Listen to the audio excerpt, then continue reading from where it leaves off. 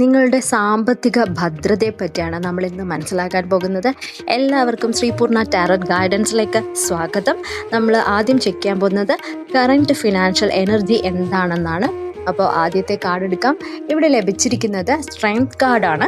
അതായത് നിങ്ങൾ വളരെ നന്നായി തന്നെ ഫിനാൻഷ്യൽ മാനേജ് ചെയ്യാൻ ശ്രമിക്കുന്നുണ്ട്, ഒരു കൈകാര്യം ചെയ്യുന്നുണ്ട്. പക്ഷെ എന്നാൽ പോലും ഒരു സ്ട്രഗിൾ ഉണ്ട്, ബാലൻസ് ചെയ്ത് പോകുന്നുണ്ടെങ്കിൽ പോലും ഇമോഷണലായിട്ട് തീരുമാനങ്ങളൊന്നും എടുക്കാതിരിക്കാൻ ശ്രമിക്കുന്നുണ്ട്. ഇവിടെ ശ്രദ്ധിക്കേണ്ട ഒരു കാര്യം, നിങ്ങൾക്ക് ഫിനാൻഷ്യലി സ്റ്റെബിലിറ്റി ഉണ്ടാക്കിയെടുക്കാൻ സ്വന്തമായിട്ട് കഴിവുള്ള വ്യക്തികളാണ്. അത് കുറച്ചുകൂടെ പേഷ്യൻസും കൺസിസ്റ്റൻസ് ആയിട്ടും ഒക്കെ വർക്ക് ചെയ്ത് കഴിഞ്ഞാൽ നിങ്ങൾക്ക് കുറേ കൂടെ സാമ്പത്തിക ഉന്നതിയിലോട്ട് പോകാൻ കഴിയും. പണം ചെലവാക്കുന്ന കാര്യത്തിലൊക്കെ കുറച്ച് അലേർട്ടായ പേഴ്സൺസ് ആണ് നിങ്ങളെന്ന് മനസ്സിലാകുന്നുണ്ട്. കുറച്ച് ധൈര്യത്തോടെയും സെൽഫായിട്ട് നിങ്ങൾ കൺട്രോൾ ചെയ്യുന്നുണ്ട്. വലിയ രീതിയിൽ സ്പെൻഡിങ് ആവാതിരിക്കാനൊക്കെ ശ്രമിക്കുന്നതായിട്ട് മനസ്സിലാകാം. ഒരു മാനേജിങ് രീതിയാണ് ഇവിടെ നമുക്ക് മനസ്സിലാക്കാൻ സാധിക്കുന്നത്. ഇനി എന്താണ് നിങ്ങളുടെ സാമ്പത്തിക വളർച്ചയ്ക്ക് ബ്ലോക്കായി നിൽക്കുന്നതെന്ന് മനസ്സിലാക്കാം. അപ്പോൾ ബ്ലോക്കിന് നമുക്കിവിടെ 2 കാർഡ് ലഭിച്ചിട്ടുണ്ട്. ഒന്ന് 9 ഓഫ് കപ്സും ഒരെണ്ണം പേജ് ഓഫ് കപ്സുമാണ് വന്നിരിക്കുന്നത്. അതായത് ഫിനാൻഷ്യൽ കാര്യങ്ങളിൽ ഒരു ഇമോഷണൽ അപ്രോച്ചാണ് നിങ്ങൾ എടുക്കുന്നത്. ഒരു പ്ലാനിങ് കുറവുള്ളതായിട്ട് മനസ്സിലാകാം. പ്ലാനിങ് ഉണ്ട് എങ്കിൽ പോലും നിങ്ങൾ അവിടെ ആക്ഷൻ എടുക്കുന്നില്ല. ഒരുപക്ഷെ സ്വപ്നങ്ങൾ കണ്ട് അങ്ങനെ ഇരുന്ന് പോവുകയാണ്. അതൊന്ന് പ്രാക്ടിക്കലി ആക്കാൻ വേണ്ടി ആക്ഷൻസ് എടുക്കുന്നില്ല. അതും അല്ലെങ്കിൽ ഓപ്പർച്യൂണിറ്റീസ്, അവസരങ്ങൾക്ക് വേണ്ടി വെയിറ്റ് ചെയ്യുകയാണ്. ആക്ച്വലി നേരത്തെ നിങ്ങൾക്ക് ക്രിയേറ്റ് കാർഡ് സ്ട്രെങ്ത് കാർഡ് വന്നതുകൊണ്ട് തന്നെ ക്രിയേറ്റ് ചെയ്യാനുള്ള കഴിവുള്ളവരാണ്. അവസരം സ്വന്തമായി ക്രിയേറ്റ് ചെയ്യാം. പക്ഷെ അത്തരം ആക്ഷൻസ് നിങ്ങൾ എടുക്കുന്നില്ല. അതൊരു ബ്ലോക്കായി കാണിക്കുന്നുണ്ട്. ഒരു കംഫർട്ട് സോണിലാണ് ഇരിക്കുന്നതെങ്കിൽ അതിൽ നിന്ന് മൂവ് ആകണം. അതൊക്കെ ഒരു ബ്ലോക്കാണ്. ചിലപ്പോൾ അൺനെസസറി ആയിട്ട് അധികമായിട്ടൊക്കെ ചിലവ് ചെയ്യുന്നുണ്ട്.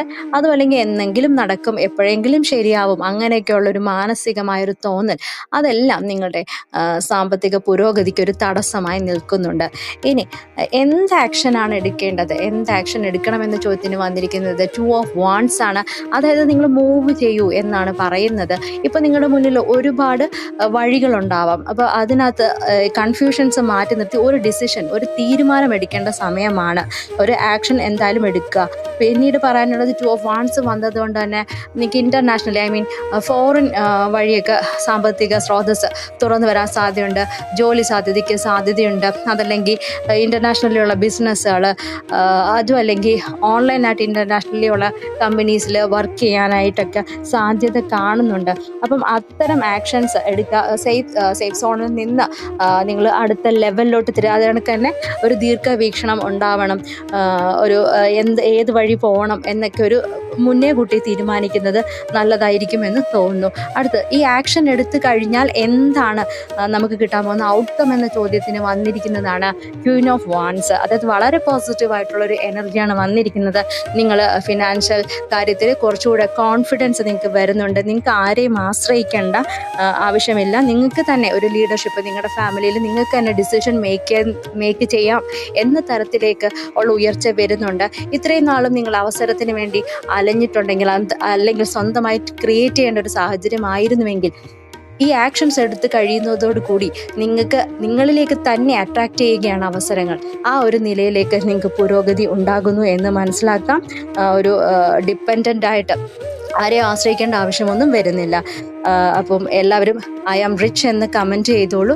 ചാനൽ ഇഷ്ടമായെങ്കിൽ ലൈക്ക് ചെയ്യുക, സബ്സ്ക്രൈബ് ചെയ്യുക, ഷെയർ ചെയ്യുക. അപ്പോൾ എല്ലാവർക്കും താങ്ക് യു സോ മച്ച്.